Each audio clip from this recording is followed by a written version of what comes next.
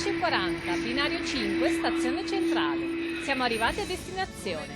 No, non c'è un problema di prospettive. Questa è la magica stazione del signor Gualtiero, alle porte della città, dove ogni cosa è 32 volte più piccola della realtà, ma dove tutto funziona perfettamente come fosse vero. Anzi, questi treni vanno anche meglio, sempre puntuali e impeccabili.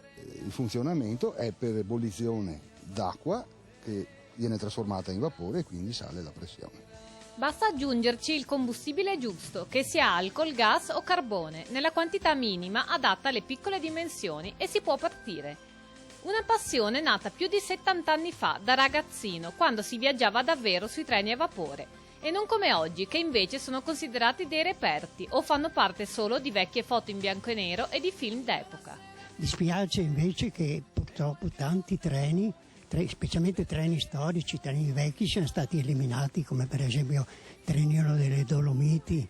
Ma com'è nata poi la voglia di collezionare modellini di treni a vapore? Una deformazione professionale, ci racconta il signor Gualtiero. Facevo l'odontoprotesista, quindi avevo le mani in pasta su aggeggi, su apparecchiature molto piccole.